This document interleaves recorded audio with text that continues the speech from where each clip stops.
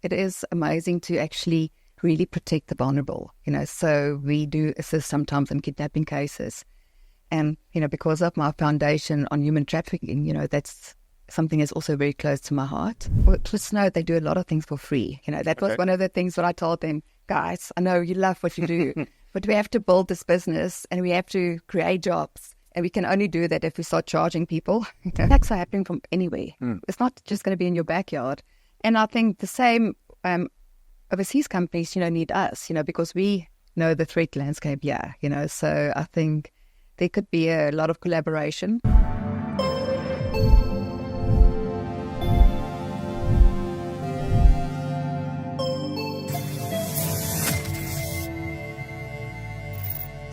This episode of ITWeb TV is brought to you by ITWeb Security Summit, the must-attend gathering for IT, security and business decision makers. For more information, visit itweb.coza. Hello and welcome to this special edition of ITWeb TV. I say special, it's in the run-up to our ITWeb Security Summit. And today I'm joined by Christi Maherry, who's co-CEO of Snode Technologies. Snode Technologies are going to be assisting us with the booth that will be running at Security Summit, and will be streaming, I think, from there live on the 4th and the 5th of June.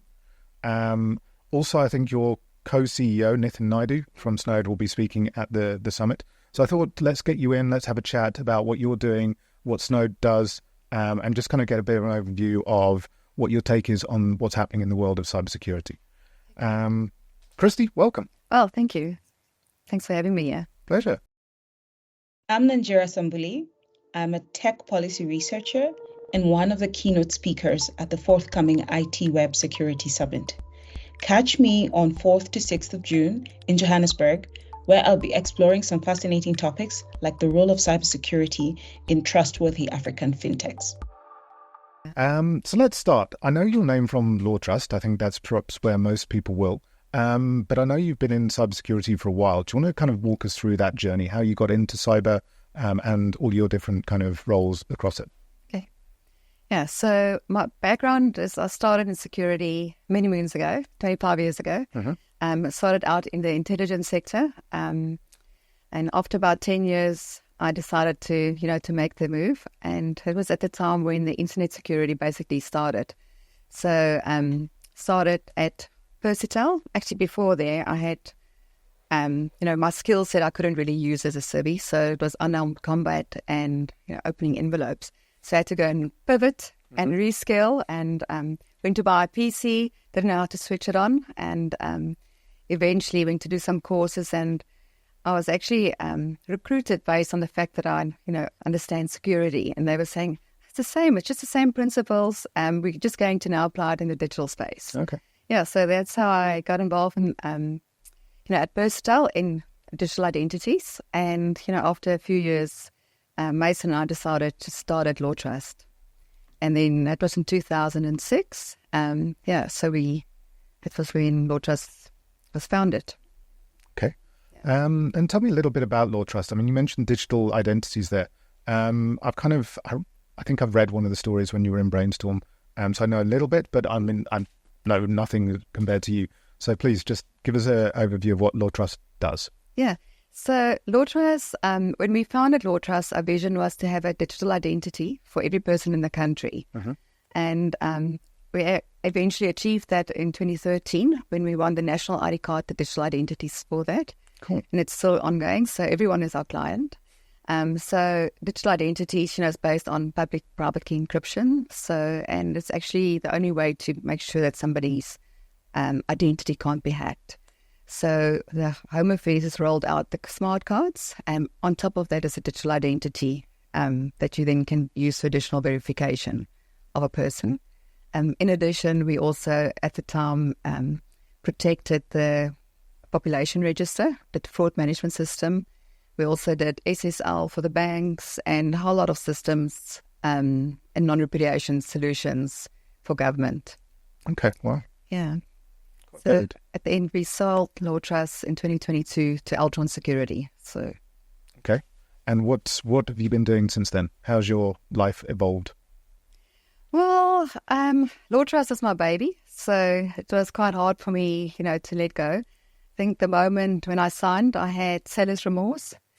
And, one actually does go through a grief process when you sell your business. I was probably fortunate. One of the companies that were trying to acquire us, they then contacted me and said, well, your CV is basically, the due diligence was your CV. Would you be interested to come and run, be CEO for offices in America? Oh. Yeah, so we had a non-compete for a year. So Mason and I decided, let's go on adventure. So we went to America. And it was very interesting. So great experience. We're there for almost a year. But then I missed home too much, and I missed South Africa. I'm South African. So we decided to move closer. Okay. So we got back. Okay. And then from there to Snode, can you tell us a little bit about what Snode does? I mean, I think it's slightly different from what LAWTrust does. Maybe kind of give us a bit of a brief overview of Snode and perhaps what attracted you to it?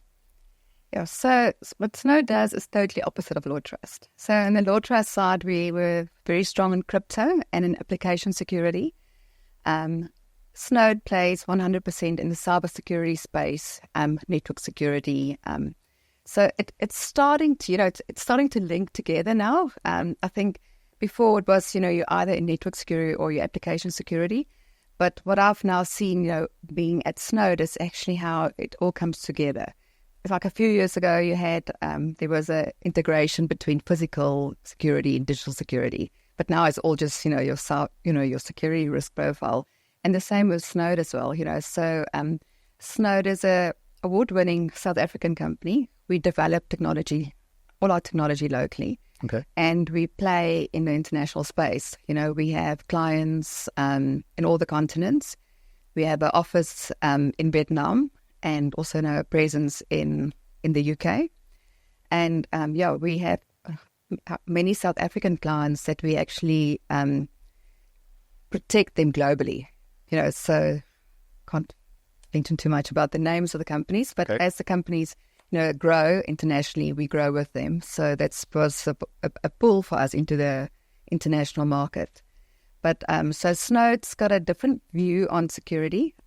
Although it's becoming the view of the future. So the strategic approach where we do continuous management of a company's threat profile. So the basis of it is that, attackers never sleep. So you can't once a year do your pen test just for compliance and then think you're going to be okay. So with our continuous threat monitoring approach, we actually deployed like a cement saw solutions using AI and predictive analysis.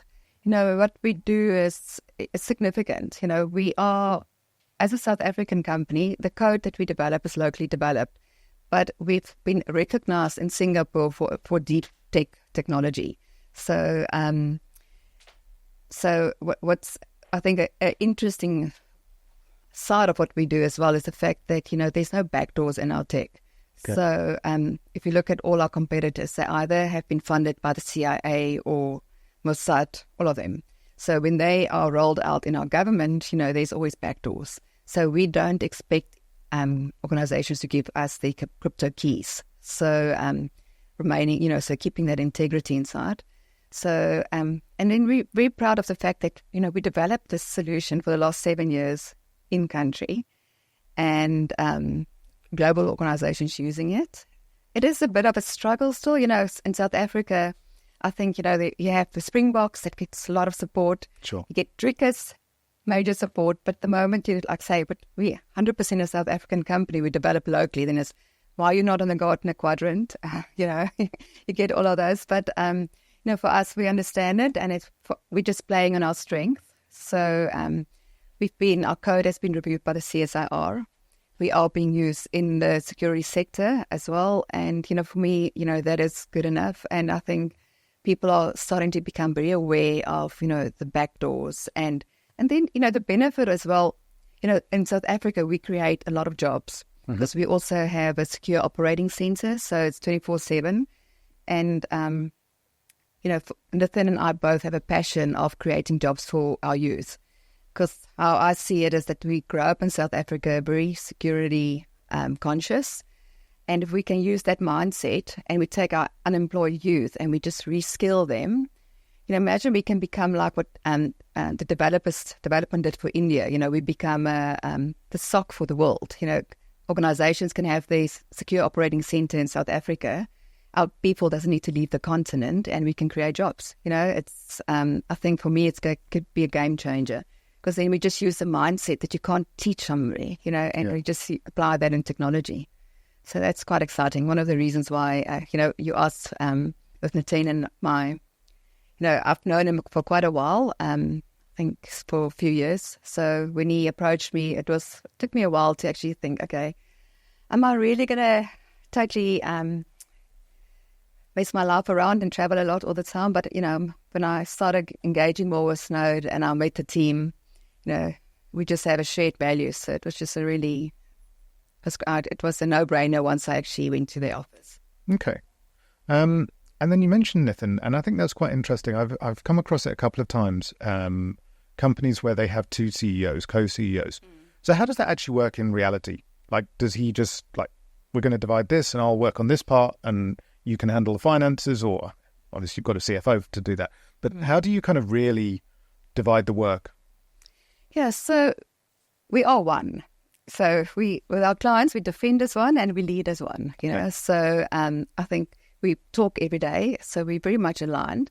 But Nitz is the inventor, so he is the founder of Snode, and he is really, he's really clever with, these inventions. And, I think with me, having me on board, we're sharing the responsibility where I'm focusing on scaling the organization. Okay. So, he said, Christi, but you've done it. There's not many people that can say that they started a business from two people and eventually growing it globally. So he just wanted, my skill set to help them grow. And, so I think jointly we are a very strong team. We have a very strong executive team, very young. I'm enjoying it. By far the oldest. But, I love the fact that, there's no limits. It's not like, we've done this in the past and it's impossible. It's actually, let's just do this, and a lot of courage, and that's what I'm enjoying, working with the team so closely. And, the fact that Nathan actually contacted me and said, listen, be my co-CEO, it says a lot about him and his leadership ability. Because we know you can't do everything. Yeah. It's like, I know my strength is definitely not on the technical side, but I can understand problems. I can see where there's a gap and I can solve it, and so I think together we are a very formidable CEO team. Okay. And what's the kind of the ambition for Snode over the next few years? I mean, you talked about the expansion.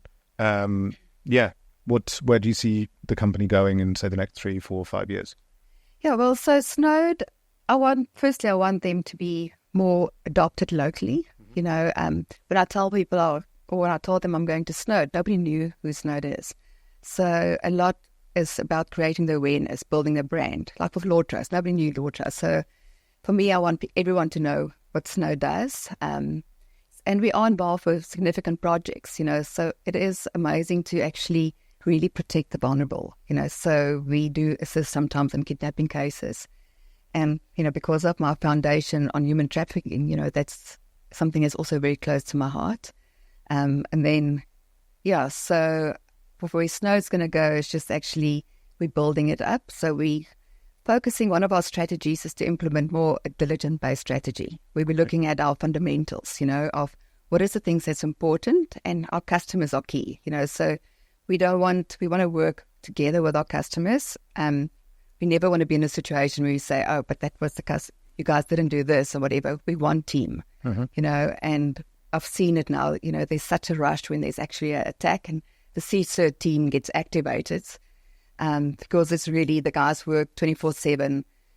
Our clients know that they can phone the CEO. They have dedicated experts that actually work with them. So it's never, we work with them until we isolate the incident. We have a product called Panthera as well, where we sort of ring fence and we stop it, so for us it is with Snode, they do a lot of things for free. That was one of the things that I told them, guys, I know you love what you do, but we have to build this business and we have to create jobs. And we can only do that if we start charging people. So we didn't really have a CFO. We only had one that now started on the 1st of May. So, so we are scaling up. We're 50 people, but mostly technology people. So also now adding a sales force and, never really done marketing before. So we're doing the marketing side and just building the brand. Okay. I think the one thing that's quite interesting, that as we've talked this morning, but kind of in the prelude to this interview, is how you said that South Africa often sees itself or its own kind of technology, and perhaps we're a bit shy. Perhaps we kind of don't want to put ourselves up on that global stage. We don't perhaps think that we're capable of competing there, unless you're the Springboks or Drickers. But I mean, you've worked in the US. You obviously worked internationally with LAWTrust as well. So, what's your kind of take on that? Why are we so shy to kind of push ourselves as a global or a company that can kind of do global things from South Africa? And what do you think the impression from the rest of the world is of South African companies in that sense? Yeah, so I think South Africans have a lot of grit, and we tend to not tell people how good we are. We just go, and that's our culture. We just do it. Where if you look at American companies, they'll normally develop a product and or the marketing material, and then they start with the product. We do it the other way around. So I think that sometimes doesn't work in our favor.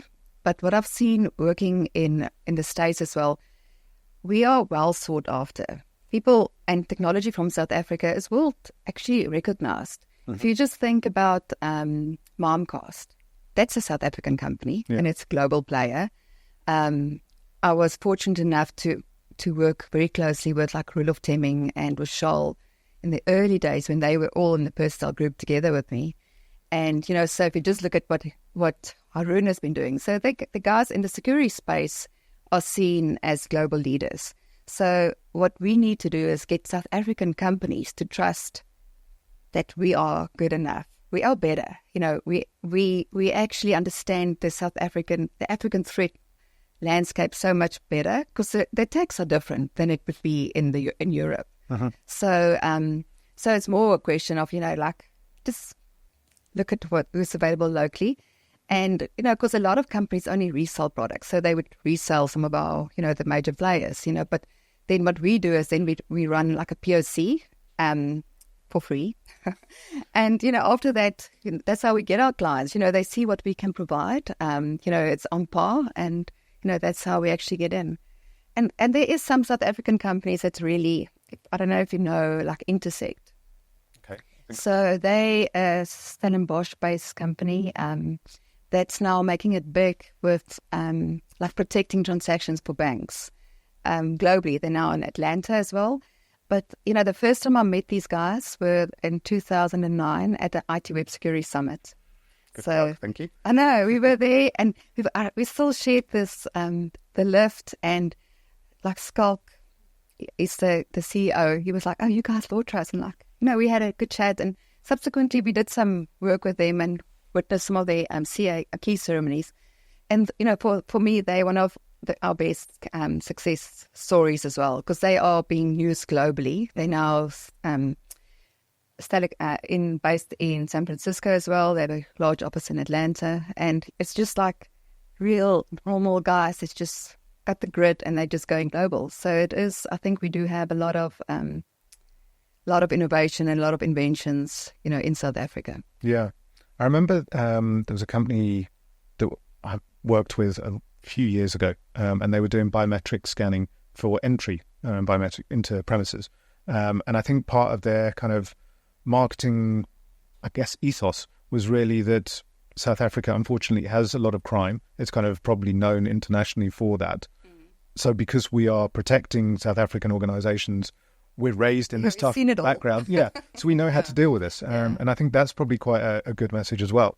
and perhaps that kind of talks to the skills as well. Yeah. If you also think that, and so that globe, attacks are happening from anywhere. It's not just going to be in your backyard.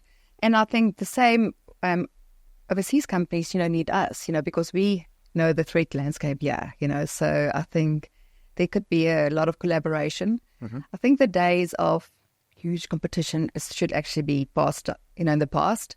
You can rather collaborate with competitions, and you have different, as long as it's a win-win and you have integrity-based relationship, then you can actually solve the problem. Because it doesn't help, everybody confuse the end user.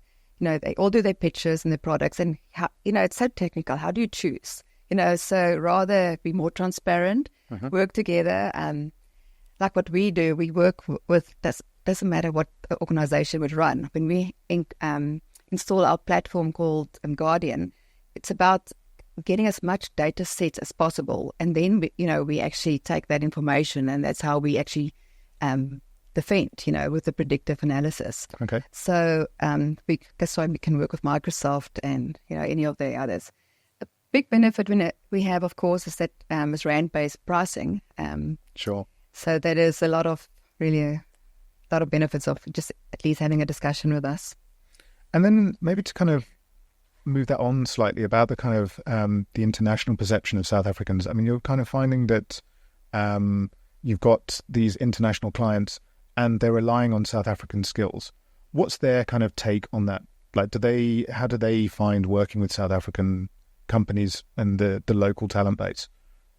Yeah, well, we have a client in London actually that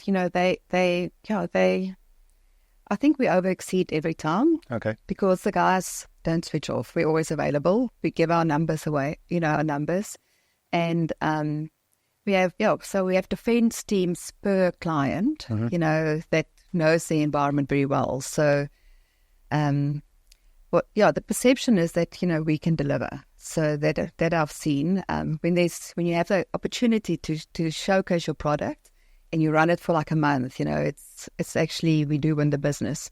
So we are really up there because we also have a wider range of what that we can protect. A lot of clients or a lot of competitors just like do one thing, then you have to buy so many tools to make sure that you manage the whole threat landscape. Yeah.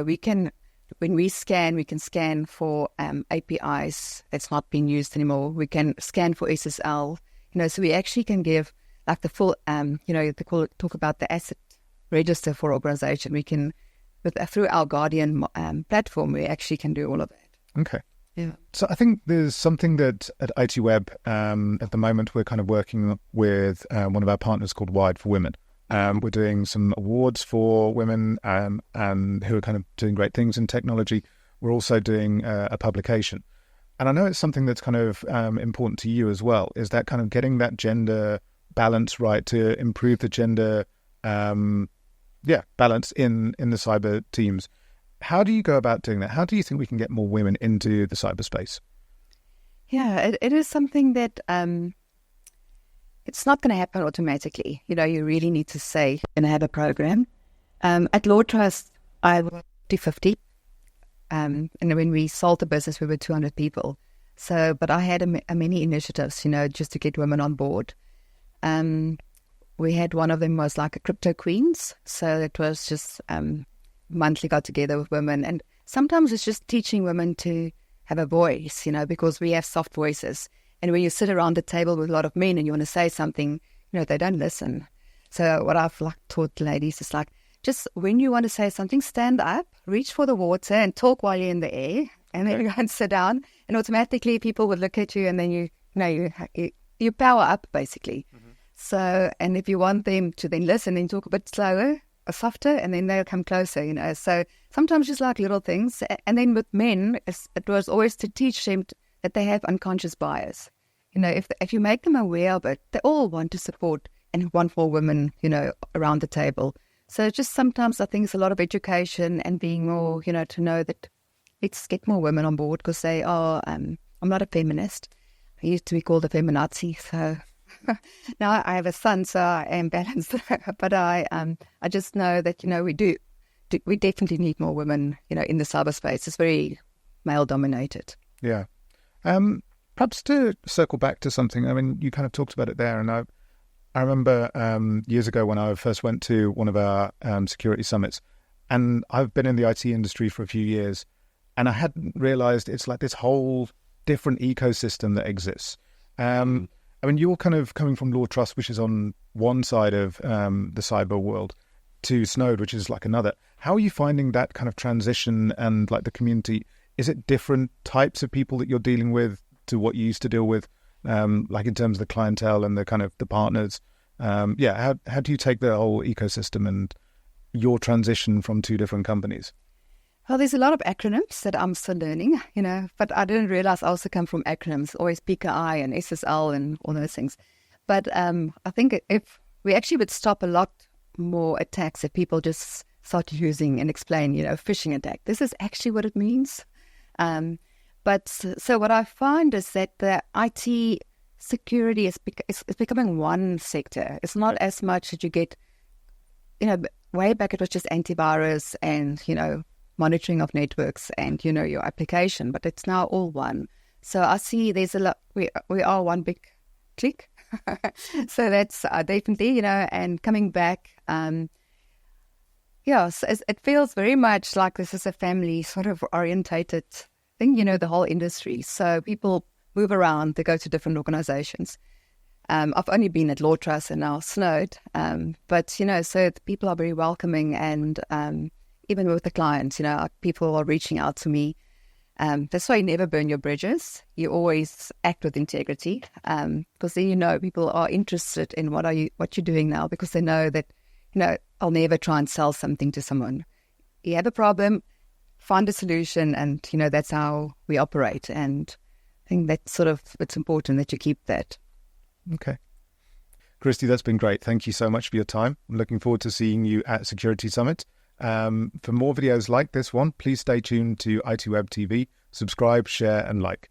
Thank you. This episode of ITWeb TV is brought to you by ITWeb Security Summit, the must-attend gathering for IT, security, and business decision makers.